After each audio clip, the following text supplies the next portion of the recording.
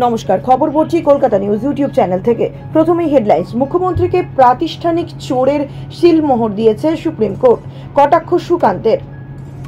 শ্লীলতাহানির অভিযোগে চুপ রাজ্যপালের মুখে শুধুই রবীন্দ্রনাথ। রায় শুনে শান্তি পেয়েছে আত্মা, বিজেপিকে চাকরি খেকো বাঘ বলে। 10-20 দিনের মধ্যে হত্যার রাজনীতি করতে পারে বিজেপি, আশঙ্কা ঘাটালের তৃণমূল প্রার্থী দেবের। এবারে আসছি বিস্তারিত খবরে। তার আগে বলবো আমাদের চ্যানেলটি সাবস্ক্রাইব করুন। প্রথম খবর, মুখ্যমন্ত্রী একজন প্রাতিষ্ঠানিক চোর, তাতে সিলমোহর দিয়েছে সুপ্রিম কোর্ট। বুধবার বোলপুরে এসে শিক্ষক নিয়োগ দুর্নীতি মামলায় সুপ্রিম কোর্টের রায় প্রসঙ্গে তৃণমূলকে কটাক্ষ করে এমনটাই বললেন বিজেপির রাজ্য সভাপতি সুকান্ত মজুমদার। তিনি বলেন, এতদিন বিজেপি শুধু চোর বলতো। সুপ্রিম কোর্টের প্রধান বিচারপতি স্পষ্টভাবে বলেছেন, সিস্টেমেটিক ফ্রড বাংলায় কি হয়? প্রাতিষ্ঠানিক চোর।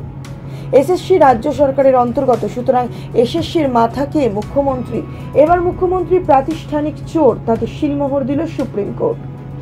মঙ্গলবার রাজ্যের শিক্ষক নিয়োগ দুর্নীতি মামলায় কলকাতা হাইকোর্টের রায়ে অন্তর্বর্তী স্থগিতাদেশ দেন শীর্ষ আদালতের প্রধান বিচারপতি DY চন্দ্রচূড়ের ডিভিশন বেঞ্চ।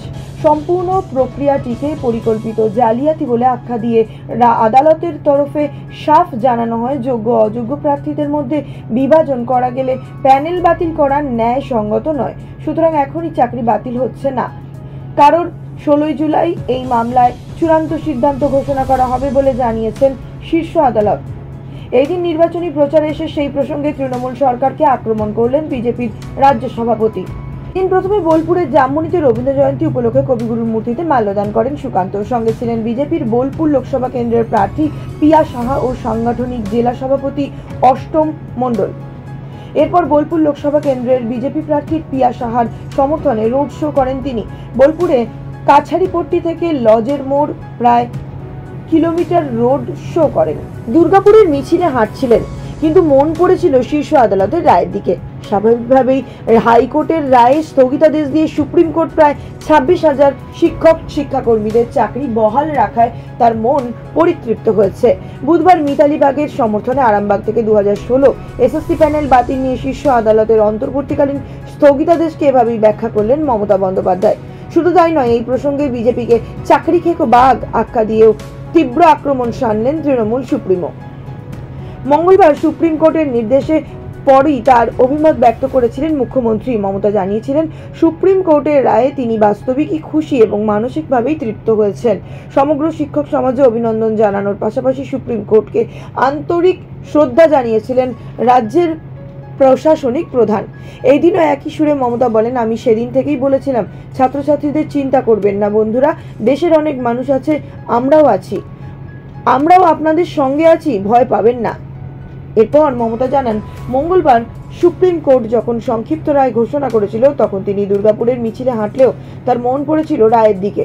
মমতা বলেন, যখন রায়টা শুনলাম আমার মনটা স্নিগ্ধ হয়ে গেল, আমার মনটা পরিতৃপ্ত হয়ে গেল, আমার আত্মা শান্তি পেয়ে গেল। এরপরই বিজেপিকে চাকরি খেকো বাঘ বলে আক্রমণের রাস্তায় হাঁটেন তিনি। মঙ্গলবার শিক্ষক নিয়োগ দুর্নীতি মামলাকে একটি পরিকল্পিত জালিয়াতি আখ্যা দিয়ে কলকাতা হাইকোর্টের রায়ে আপাতত স্থগিতাদেশ দেয় সুপ্রিম কোর্ট। শীর্ষ আদালতের পর্যবেক্ষণ, যোগ্য অযোগ্য বিভাজন করতে পারলে পুরো প্যানেল বাতিল করার সিদ্ধান্ত নয়। সেক্ষেত্রে আপাতত 25,573 জন চাকরিতে বহাল থাকছে বলে জানিয়ে দেন প্রধান বিচারপতি DY চন্দ্রচূড়। আগামী 16 জুলাই মামলায় পরবর্তী শুনানি। ঘাটাল লোকসভা আসনে জেতার চেষ্টায় বিজেপি খুনের রাজনীতি করতে পারে বলে আশঙ্কা প্রকাশ করলেন স্থানীয় সাংসদ তথা ওই আসনে তৃণমূল কংগ্রেসের প্রার্থী দেব ওরফে দীপক অধিকারী। তার আশঙ্কা, বিজেপি প্রার্থী অর্থাৎ হিরণ চট্টোপাধ্যায় উঠে পড়ে লেগেছে কেশপুরে সন্ত্রাস করে ভোটে জিততে।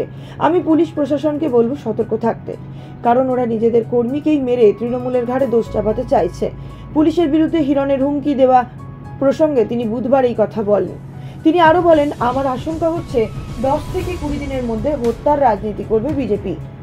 2014 সাল থেকে ঘাটাল লোকসভা আসনের সাংসদ অভিনেতা দেব এবার তিনি নেমেছেন জয়ের হ্যাট্রিক করার লক্ষ্যে। তার মূল প্রতিপক্ষ বিজেপির হিরণ চট্টোপাধ্যায়। হিরণ নিজেও অভিনেতা। নির্বাচনী ময়দানে নামার অনেক আগে থেকেই হিরণকে দেবের বিরুদ্ধে সরব হতে দেখা গিয়েছে।